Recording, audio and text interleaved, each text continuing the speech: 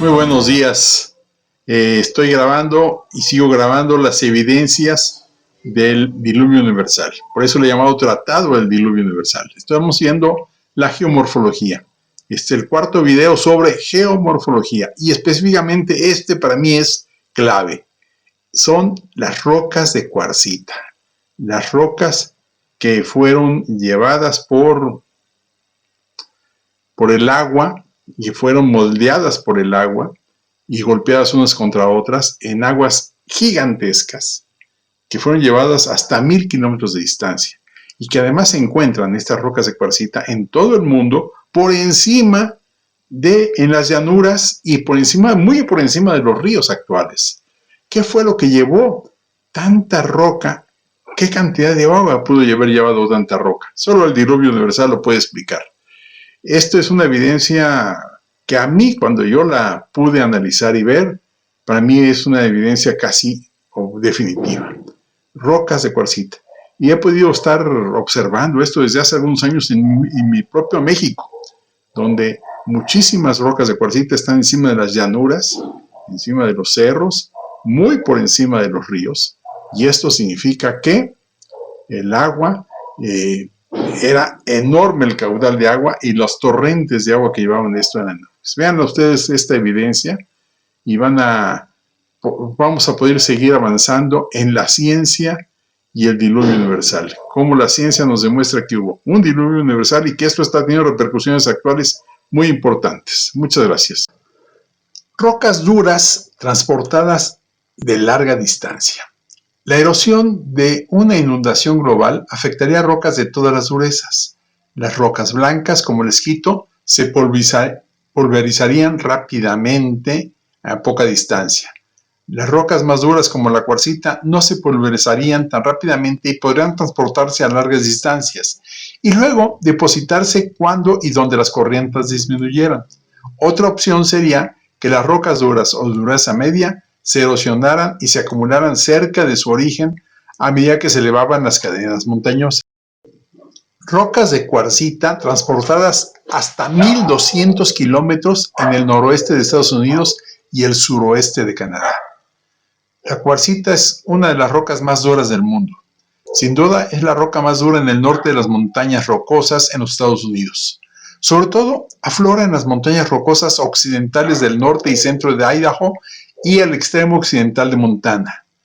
Los afloramientos de cuarcitas de capa gruesa han sido erosionados por el agua, redondeados en adoquines y rocas, y de alguna manera se han extendido en algunos casos lejos de las montañas. Muchas cuarcitas tienen marcas de percusión, grietas semicirculares poco profundas, e indican que experimentaron golpes feroces durante el transporte. En la actualidad, las marcas de percusión rara vez o nunca se imprimen en la cuarcita. Al oeste de la división continental se encuentra que la cuarcita ha sido transportada al Océano Pacífico a 640 kilómetros de su fuente más cercana.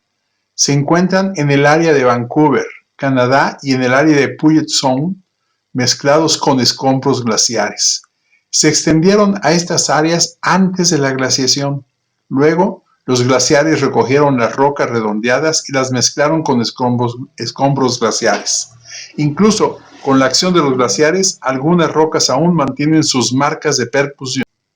Curiosamente, se han encontrado cantos rodados en la cima de las montañas Wallowa del noroeste de Oregón, las montañas azules del centro y noreste de Oregón y las crestas de los levantamientos de basalto en el área de Yakima.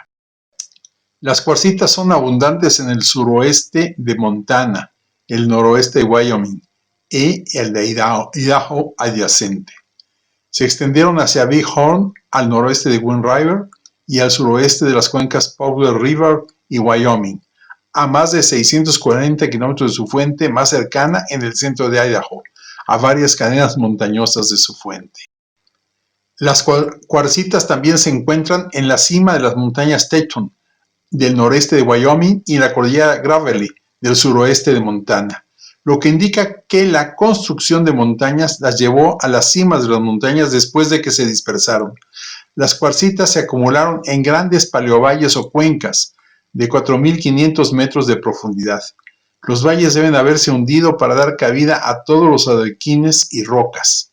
Estas áreas fueron posteriormente deformadas y muy erosionadas, de modo que los guijarros y cantos rodados con marcas de percusión a presión y fracturas que se transportaron aún más hacia el este. La cuarcita es abundante en las 4 superficies planas de High Plains, en el norte de Montana y al este de la división y en el Canadá adyacente. A menudo se encuentran en mesetas, como la superficie de planeación Cypress Hills, coronada con cuarcita. Se encuentran hasta 760 metros sobre el nivel de los ríos al norte y al sur. Las rocas de cuarcita se han erosionado ampliamente en áreas glaciadas y se han mezclado con escombros glaciares. Los depósitos de adoquines de cuarcita se encuentran debajo de los escombros glaciales en el sur y centro de Saskatchewan, el suroeste de Manitoba y el centro norte de Dakota del Norte. Estas ubicaciones representan un transporte total de aproximadamente 1.280 kilómetros desde su fuente más cercana, probablemente desde el centro de Idaho. La cuarcita se ha transportado desde el oeste de la división continental hasta el este de la división continental a través de las montañas rocosas orientales. Esto hace que sea imposible imaginar que fueran transportados por ríos normales. Guijarros y rocas transportadas desde otras cadenas montañosas de Estados Unidos. Otras áreas de América del Norte también muestran adoquines y cantos rodados transportados por el agua. Incluyen cuarcitas y otras rocas exóticas en el Rim Gravel, que se encuentra en la parte superior del Mogollon Rim, en el centro y norte de Arizona, en el borde suroeste de la meseta de Colorado. El Mogollon Rim es una escarpa generalmente noroeste-sureste que se extiende desde el noroeste de Arizona hasta el este de Arizona Central. Está en el borde de una amplia característica similar a una meseta que es el área más alta de la región. Las fuentes más cercanas de cuarcita y otras rocas exóticas, ígneas y metamórficas de Rim Gravel se encuentran alrededor del área de Prescott, Arizona, 80 kilómetros al sur, pero también hay rocas generadoras en las montañas más al sur. Esta grava se ha llamado grava de Uvalde, pero en realidad es una extensión oriental de la grava de Ogallala. No está asociado con terrazas fluviales bien desarrolladas. La grava cerca de Uvalde se encuentra de 120 a 300 metros sobre el Río Grande. Tiene aproximadamente 23 metros de espesor en un lugar. El hecho de que la grava esté por encima del río indica que se produjo una erosión canalizada significativa después de la deposición. Parte de ella ha sido reelaborada en los valles de los ríos en terrazas. Sobre la base de los afloramientos de las crestas entre corrientes en el centro de Texas, la grava de Ogallala se ha movido 800 kilómetros de su fuente más cercana en el centro de Nuevo México.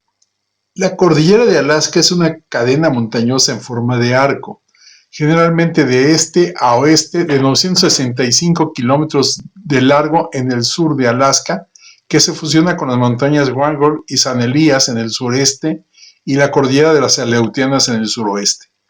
La grava enana está compuesta por una amplia variedad de tipos de rocas y se extendió hacia el norte desde la cordillera de Alaska, donde se amontonó hasta un espesor de aproximadamente 1.200 metros al este de Haley, Alaska. Fue evidenciado por un descubrimiento en perforaciones. Las cuarcitas se encuentran debajo de los depósitos superficiales gruesos del valle del río Tanana en el centro de Alaska. La grava y los adoquines también se extienden al este, sur y oeste de las montañas Apalaches. Estos generalmente se llaman Lafayette Gravel. Se ven comúnmente como restos de erosión en el terreno más alto, de 60 a 120 metros por encima de los arroyos actuales, excepto cuando se encuentran debajo de la superficie en Florida. La distancia de transporte hacia el oeste fue de 800 kilómetros hacia el oeste de Kentucky desde las montañas Blue Ridge, donde se originó parte de la grava. Las cuarcitas de Florida se derivaron de los Apalaches a más de 1.000 kilómetros de distancia. Adoquines y cantos rodados se amontonan profundamente a lo largo de las montañas del centro y sur de Asia. En la mayoría de las cadenas montañosas del mundo, se pueden encontrar adoquines y cantos rodados que fueron transportados a largas distancias. Las montañas y cuencas del centro-sur de Asia, incluidos el Himalaya, Tian Shan y Zagros, así como la meseta tibetana. El conglomerado puede tener más de 2.000 metros de espesor y forman una hoja de cientos e incluso miles de kilómetros de largo, paralelas al frente de la montaña o meseta. Una sección adyacente a las montañas del Himalaya occidental tiene un espesor de 3.400 metros. La grava se aleja de las montañas hacia el centro de las cuencas circundantes.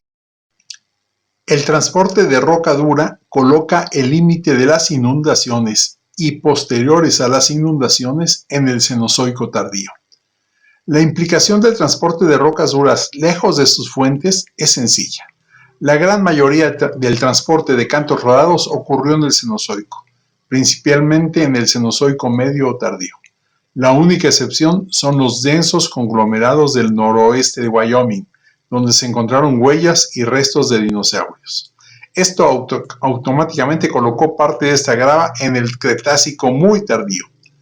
Los gruesos montones de grava y cantos rodados alrededor de las montañas del centro-sur de Asia se acumularon durante el Cenozoico tardío. Es difícil, si no imposible, para los científicos uniformistas explicar el transporte y la deposición de adoquines y rocas, pero es como lo predice una inundación global. Los guijarros y las rocas habrían sido transportados durante la etapa de retirada del diluvio universal del diluvio, cuando las montañas se elevaron y los valles se hundieron para drenar el agua del diluvio. El agua que brotaba de las montañas que se elevaban desde el diluvio arrastraría las rocas duras a largas distancias y ocasionalmente haría que se acumularan en depósitos gruesos. Muy buenas, seguimos con esto. El próximo video va a ser específicamente sobre todas las cuestiones de los valles, los grandes valles tallados. Estos valles que fueron tallados de manera enorme, estos cañones, estos grandes cañones y valles tallados por el agua. Sí, pero por el agua no a través de millones de años, sino a través de un torrente gigantesco que salió después de que cuando vino la escorrentía del diluvio universal. Hemos visto ahora las cuarcitas y esto son pruebas pues definitivas sobre la existencia del diluvio universal. Muchas gracias.